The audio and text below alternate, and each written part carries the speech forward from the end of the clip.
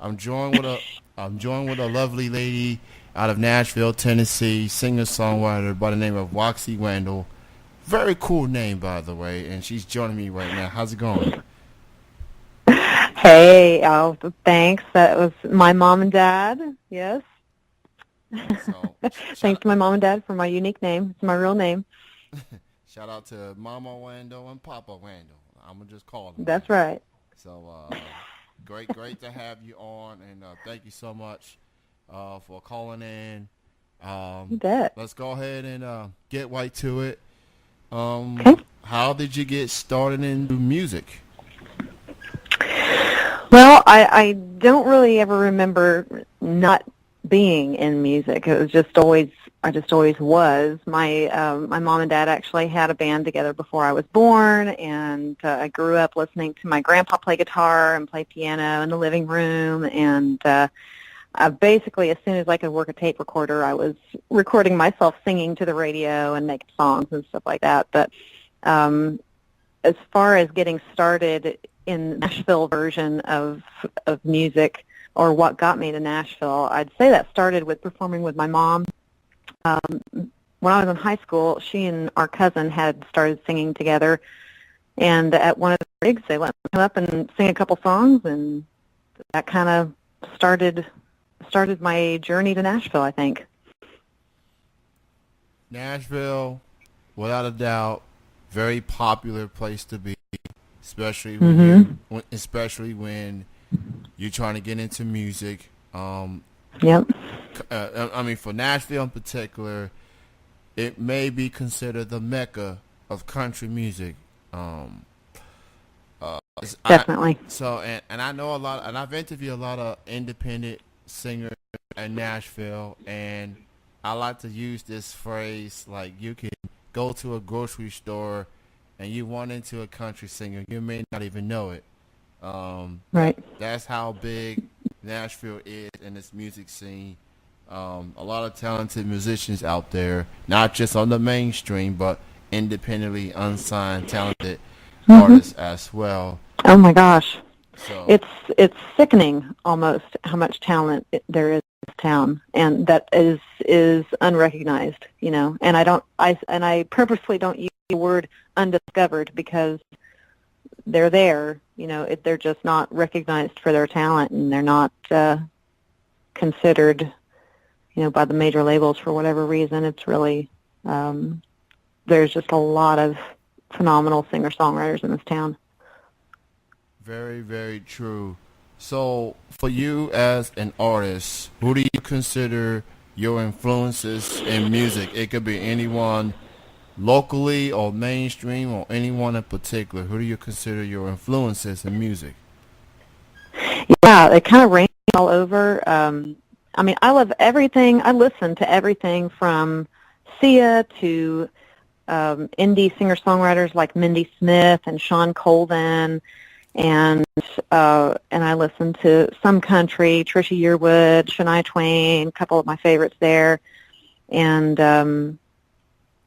yeah, my influences are, you know, they change a little bit over time, but I also get a lot of inspiration from my friends, and I'm just kind of constantly in awe of a couple of my friends that are really phenomenal singer-songwriters like Morgan Bracey, Kimber Cleveland, Jen Franklin, David G. Smith, just really talented and um, kind of like mind-blowing songwriters that I wish I could be like someday.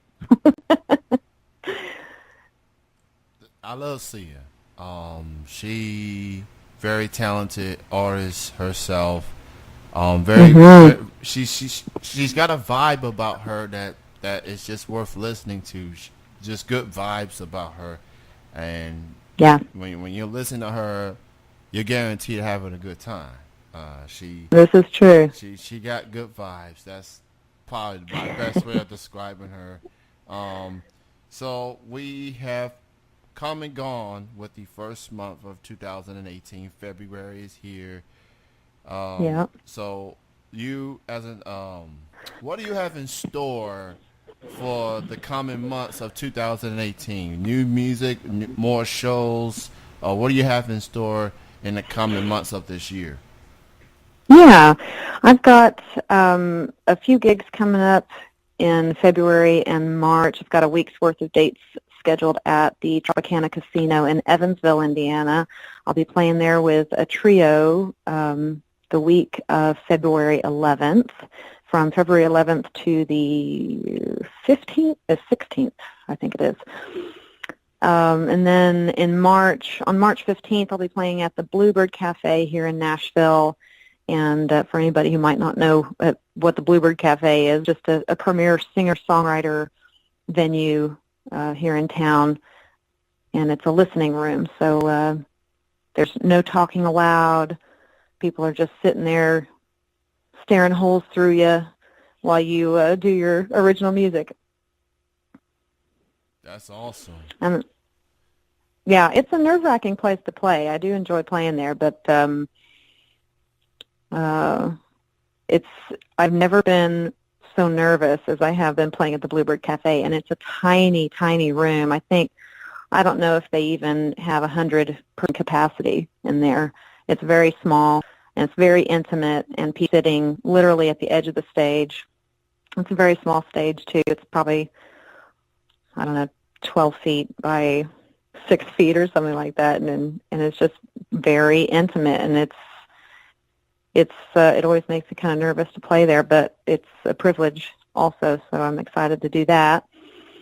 And after that, my touring schedule slows down a little bit, and I've got some plans to do some more recording here in the next couple months, and some other creative projects as well. So it's always busy. My mind is always going, thinking of something else, you know. That's the artist brain for you. I like the sound of that, and being in a venue like that, wow, that I don't think Lexington has something like that when it's venues are that small. Like usually when you go to the venues, you got plenty of space, move around and see people, and that's that can be challenging at times playing in a small venue like that, and getting people's attention. So. But that's shout out to all the musicians, man, to just do what they do, make the most of the situation, and in the end, people are listening, and that's just what it's to. Yeah. So you are a independent artist, and I love supporting independent music. And That's awesome. Thank you. So.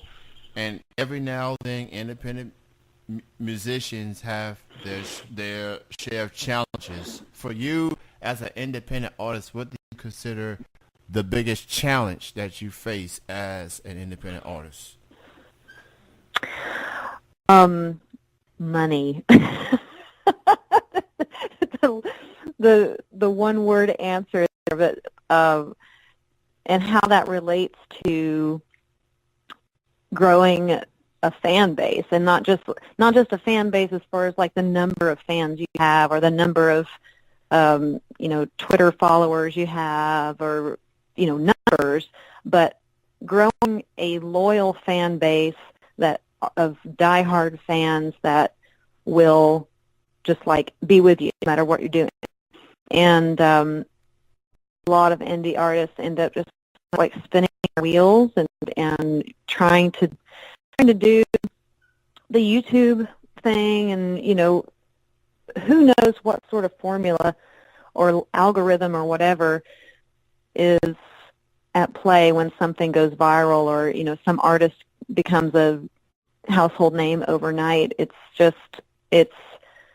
maybe part of it is planned, and then part of it is just sheer luck, but it takes so much money to compete with label artists. Even like artists that are on independent labels, they still have a label behind them that is spending money on advertising and marketing and stuff like that, and it's really challenging to not have funds like that at our disposal as indie artists, and indie artists are doing everything from PR to website design. I design my own website. I'm my own booking agent. I'm my own stylist. It's really challenging when you don't have the financial backing to hire people out to do those kinds of things for you, so that you can actually concentrate on the art and the songs and the music and make sure those are the best that they can be. It's really distracting, I guess, when you have to wear all those hats. So that's the big challenge that I find.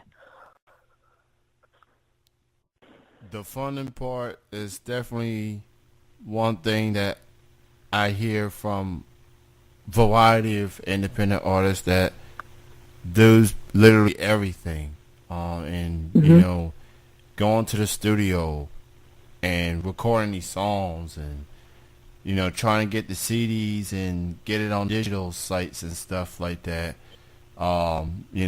Music is something that people love and can enjoy, but it does come cheap when you have to when you have to put these music out. So it's important for people out there to go out there and support your local musicians, your local bands, your local business companies, and I've been supporting local music out here in Kentucky for the last 3+ years, and along the way I've made a lot of great friends. And that's and what I love about local music is that you not only enjoy the music, but you actually get a chance to know these artists. Because all these big name artists, they might reply a tweet once in a while, or Facebook message and here and there, but these are some genuine people on the local music scene, and you don't unless you go to a show and check them out, especially in Nashville. That's probably shows a day that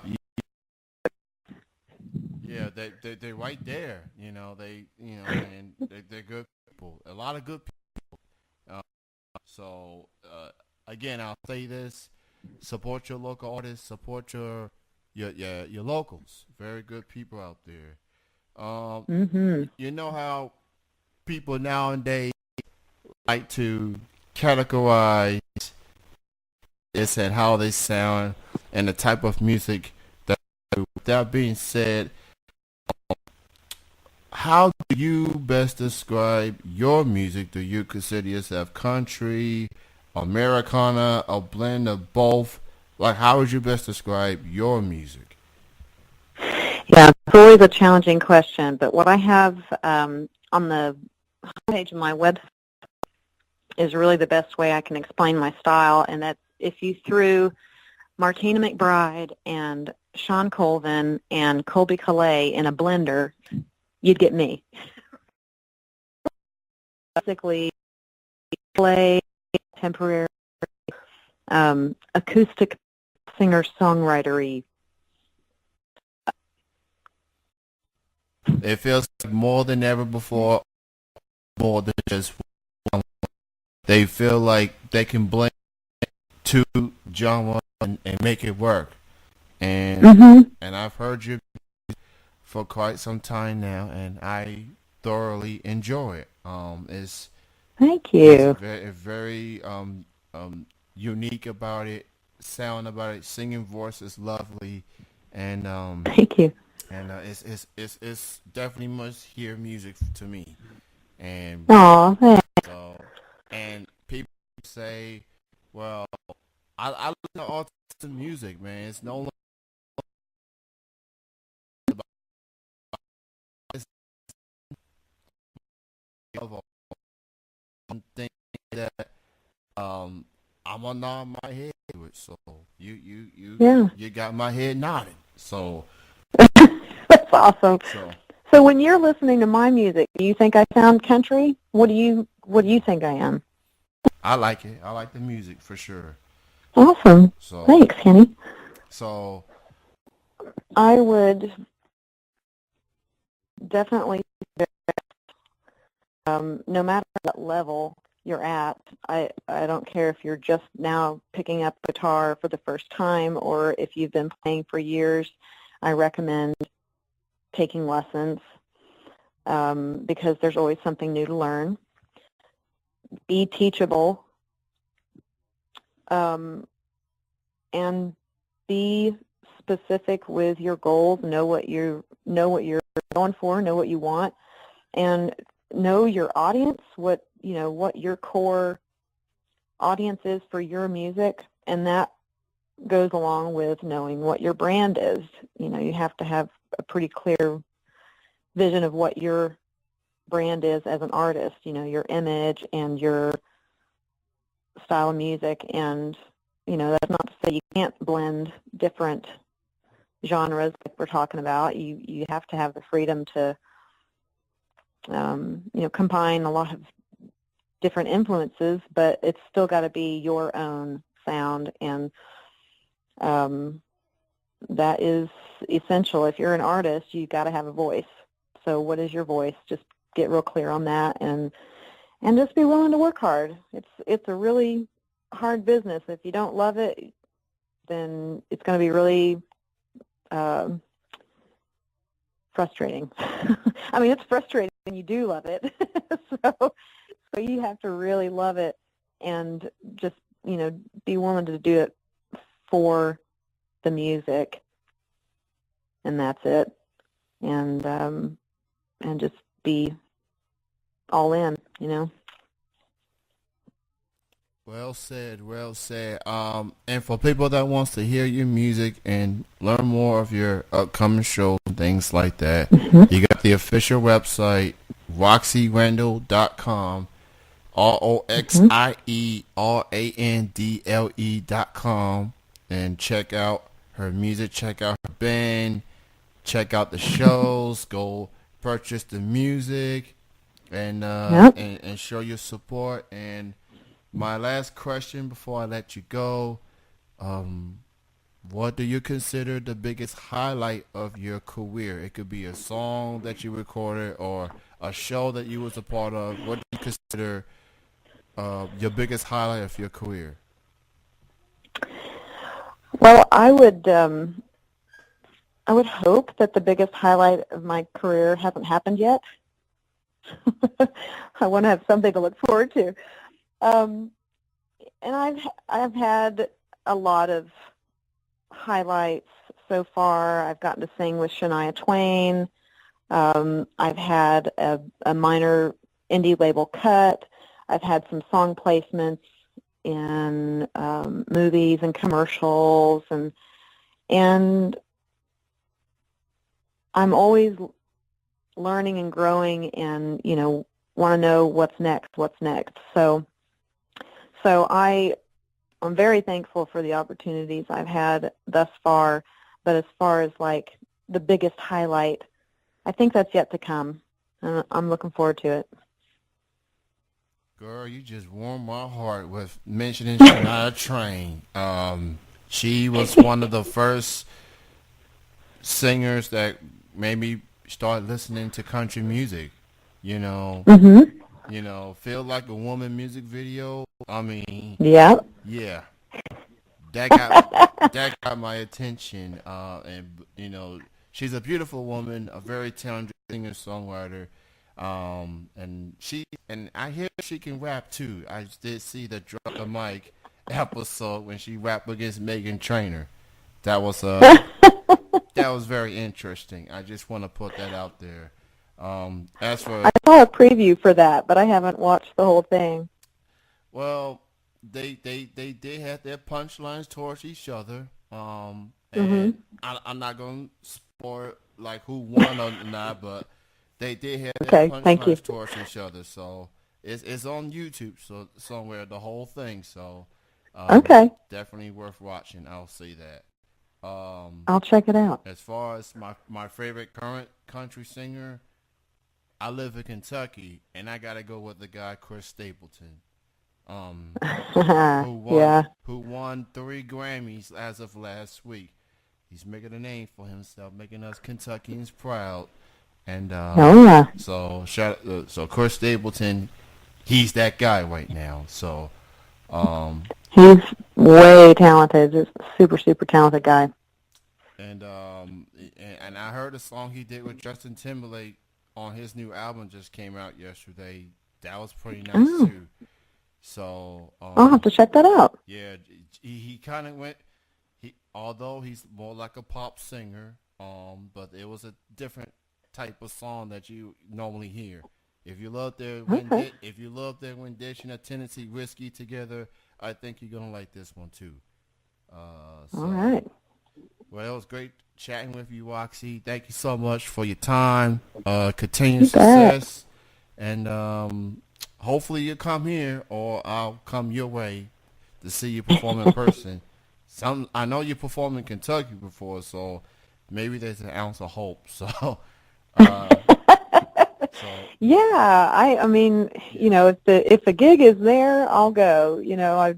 I have a lot of people will ask me, do you ever go to Texas or do you ever go to Alabama or whatever? And I go, well, if there was a gig there, you have some place that you like to go hear live music, and maybe I can get in touch with them and see if they'll book me. So you never know.